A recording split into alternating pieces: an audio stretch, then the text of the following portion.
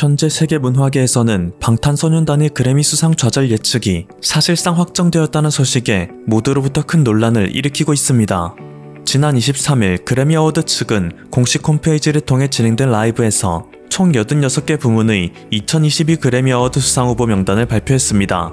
그리고 전 세계 팝 문화를 선도하고 있는 대한민국의 아이돌 BTS는 지난 5월 공개한 버터로 베스트 팝 듀오 그룹 퍼포먼스 부문에 다시 한번 이름을 올리게 되었다는 소식을 알렸는데요. 2020년에도 다이너마이트를 통해 동일 부문에 노미네이트 되었었기에 한국 문화계에서는 2년 연속 쾌거라는 평가를 했죠. 하지만 미국의 언론에서는 사뭇 분위기가 다릅니다. 미국의 대표적인 경제지 포브스, 음악 전문 매체 빌보드 등은 방탄소년단이 이번에야말로 올해의 레코드에 이름을 올려 명실상부 2021년을 휩쓸었던 음악의 황제로 인정받을 것이라 예측했지만 이곳에는 여전히 레이디 가가, 저스틴 비버, 빌 아일리시, 릴 나스 엑스, 올리비아 로드리고 등 여전히 서구 문화를 대표하는 가수들만 이름을 올렸기 때문이죠. 그래미 어워드에는 총 86개 부문의 상이 있지만 그 중에서도 특히 제너럴 필드라 불리는 올해의 레코드, 올해의 앨범, 올해의 노래, 베스트 뉴 아티스트 이 네 부문이야말로 수상한 가수라 하여금 시대를 풍미한 대표 가수라는 평가를 남기게 합니다. 2021년에는 방탄소년단이 버터뿐만 아니라 퍼미션 투 댄스라는 곡을 통해 코로나 시대상까지 반영하여 전 세계인들에 대한 위로와 응원이라는 큰 의미를 남겼기 때문에 수많은 미디어들은 단연 2021년 대표 가수는 한국의 BTS가 될 것이라고 확신해왔었는데요. 그럼에도 불구하고 BTS가 그래미 어워즈 올해의 레코드 후보에조차 이름을 올리지 못했다는 것은 아직까지도 그래미 어워즈가 BTS를 단지 홍보 목적으로 사용하고 버리는 패로 인식하고 있다는 방증이라는 비판을 불러일으킵니다. AP통신은 올해의 레코드와 올해의 노래 부문에서는 소셜미디어와 음악 차트를 석권한 BTS가 퇴짜를 맞았다. BTS의 메가 히트곡이 외면받은 것은 있을 수 없는 일이다. USA Today는 BTS가 세계인에게 더없이 행복한 즐거움을 안겼지만 그래미 어워즈는 단 하나의 후보 지명만으로 그치고 말았다.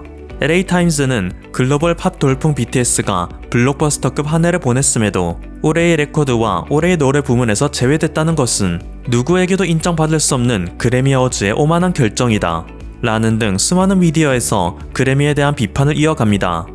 사실상 정치문화적인 색깔을 가리지 않고 미국의 모든 매체가 그래미의 외골수적이며 인종차별적인 결정을 맹비난하는 모양새인 것인데요.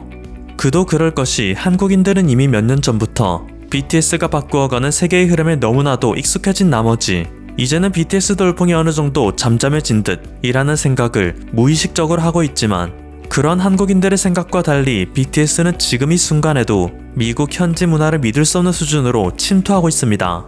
흡사 외계 침공으로 인한 식민지화가 이루어지고 있다 해도 과언이 아닐 정도로 현재 미국에서 일어나고 있는 변화의 물결은 가히 상상을 초월할 정도입니다. 미국 보스턴에서 고등학교 화학교사라고 있다는 한 한인 교사는 요즘 반 아이들이 레포트를 제출할 때 자신의 이름을 한글로 쓰는 기이한 현상이 벌어지고 있다 합니다.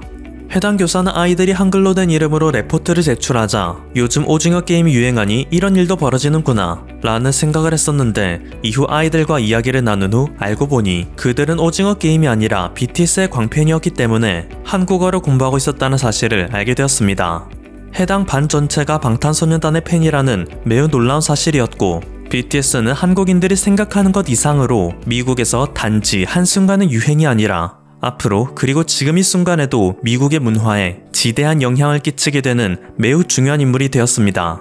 비주류 인종이 일으킨 변화의 바람이기 때문에 어쩌면 먼 훗날 인류의 후손들은 BTS를 향해 비틀즈보다 더 큰 영향력을 끼친 아티스트라는 평가를 남길 것이라는 예상도 여기저기서 조심스럽게 제기되고 있는 상황입니다.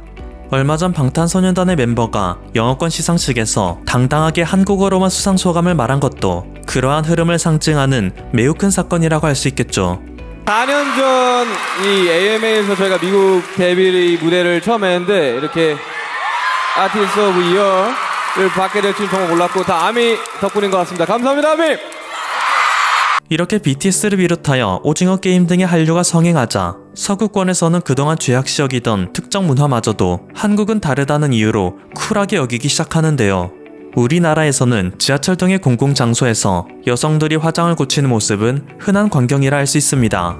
물론 현재는 코로나19 창궐로 인해 예전보다는 드물어졌지만 굳이 화장을 고치는 것이 아니더라도 학교나 직장 화장실에서 모두와 함께 양치질을 한다든지 여성들은 앞머리 헤어롤을 달고 있는 것이 결코 더럽다, 매너없다라는 평가를 받지 않는 게 한국이죠. 그런데 그동안 한국을 제외한 대부분의 세계인들은 이러한 한국의 문화를 부정적으로만 바라봐 왔습니다. 양치질을 하고 화장을 고친다는 것은 위생적이지 않다, 그로싸다며 우리의 문화를 폄하하는 의견도 상당수였는데요. 한국인들의 사고방식으로는 이해할 수 없는 평가입니다. 내가 지금 비위생적인 상태가 되었기 때문에 위생을 위해서 나 자신을 정돈하는 것인데 그 행위를 더럽다고 말하는 것은 어폐가 있기 때문입니다. 오히려 무언가를 먹어도 하루 종일 양치질도 하지 않고 껌만 씹으며 입냄새를 풍기고 충치를 만들어내는 서구 문화가 우리에게 있어서는 진정으로 더럽다고 할 수 있을 것이죠. 물론 각 나라마다 문화의 차이라는 것은 존재하기 때문에 무엇이 우등하고 무엇은 열등하다 평가할 수는 없습니다. 하지만 최소한 최근의 흐름을 보면 서양인들은 이제서야 억지스러웠던 자신들의 주장을 한 수 접고 한국을 흉내내기 시작했다는 것이 곳곳에서 목격되고 있는데요.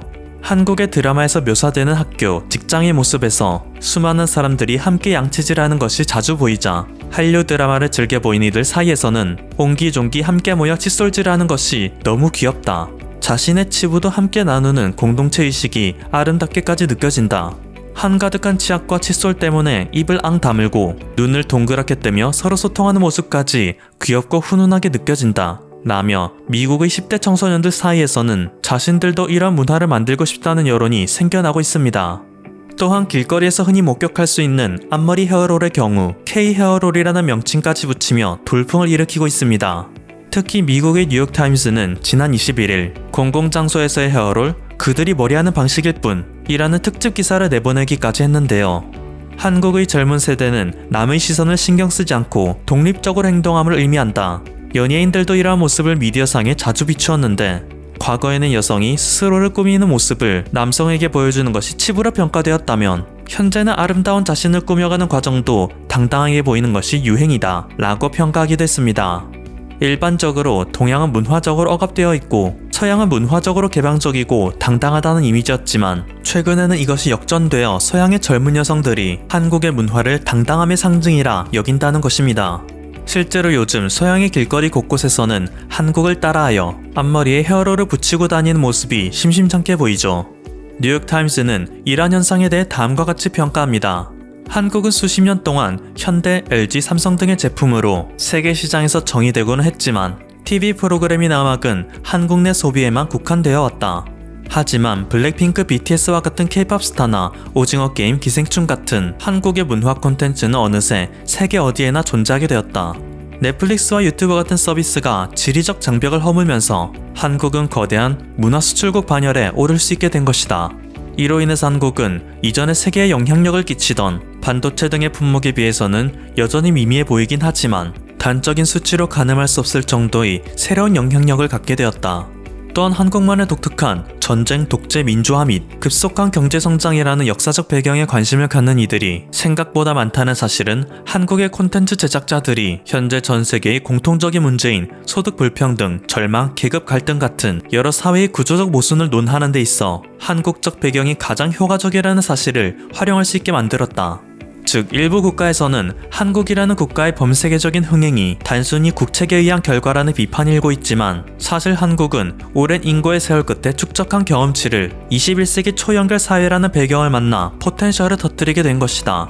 라며 앞으로 한국의 문화적 특성이 세계인들 사이에 파고드는 것은 더욱 가속화될 수밖에 없다는 것을 예리하게 분석하였습니다. 실제로 얼마 전 넷플릭스에서 공개되어 오징어 게임보다 더욱 빠른 속도로 콘텐츠 순위 1위를 차지하고 팝콘 지수 1위를 기록한 한국의 새로운 콘텐츠 지옥의 경우 인간의 결함, 죽음, 죄악, 정의, 미디어의 영향력에 대하여 굉장히 설득력 있게 이야기한다. 공포스러운 폭력과 함께 철학적인 질문에 대해 예상보다 더욱 깊이 있게 들어간다는 평론가들의 평과 함께 극 중 나오는 방송인 캐릭터는 나를 매우 기분 나쁘게 한다 라는 일반 네티즌들의 평가도 불러일으키고 있는데요. 국내 네티즌들 사이에서도 해당 인물은 드라마의 몰입을 깨버릴 정도였고 연출 방식 역시 너무나도 기분 나쁘다는 평가를 받았는데 알고 보면 이 모든 것이 제작자의 의도였다고 하죠. 해외 네티즌들은 이 장면을 보며 그가 비명을 지를 때마다 그의 머리를 부수고 싶었습니다. 그의 방송이 너무 오래 진행되어 시청을 멈출 뻔했습니다 라고 평하였는데, 그러면서도 결코 끝까지 시청을 멈출 수 없는 드라마 지옥의 연출 방식은 오히려 매우 성공적이었다는 것입니다. 제작진의 의도 그대로 시청자들로 하여금 혐오, 끈적끈적한 기분 나쁨을 유도하는 데 성공한 것인데요.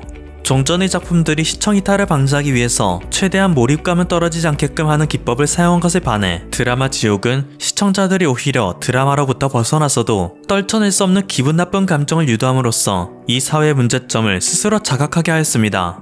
모두가 그의 연기는 어색하고 작품 몰입을 방해한다며 짜증내다가도 현실을 생각해보면 누구나 한두 명쯤은 정말로 그와 같은 비상식적인 인터넷 방송인이 존재한다는 것을 깨달을 수밖에 없는 것이 지금 21세기 사회의 현실이기 때문이죠. 한 미디어 매체에서는 BTS가 퍼미션 투 댄스를 통해서 팬들의 참여를 이끌어내며 자신들의 작품을 만들어냈는데, 드라마 지옥은 시청자들의 반응으로 자신들의 작품을 완성했다. 한국은 여태까지 서구가 주도해왔던 일방적인 방식과 전혀 다른 새로운 방식으로 문화를 형성해 가고 있다. 그렇게 한국의 콘텐츠가 모두에게 신선하게 다가오고 있다. 그들은 대체 어떤 삶을 겪어왔기에 이렇게 참신할 수 있는지 궁금하게 여기는 사람들이 늘어나고 있으며, 그들의 역사와 문화를 탐구하는 사람들도 늘어나고 있는 것이다 라는 평가를 하고 있는데요. 까도 새롭고 놀라운 것이 한국의 문화와 역사일 텐데, 한국을 알면 알수록 도저히 벗어날 수 없는 한국의 매력에 세계인들은 헤어나지 못할 것입니다. 지금까지 퍼플투브였습니다. 여러분의 구독과 좋아요 그리고 알림 설정은 콘텐츠 제작에 큰 힘이 됩니다. 감사합니다.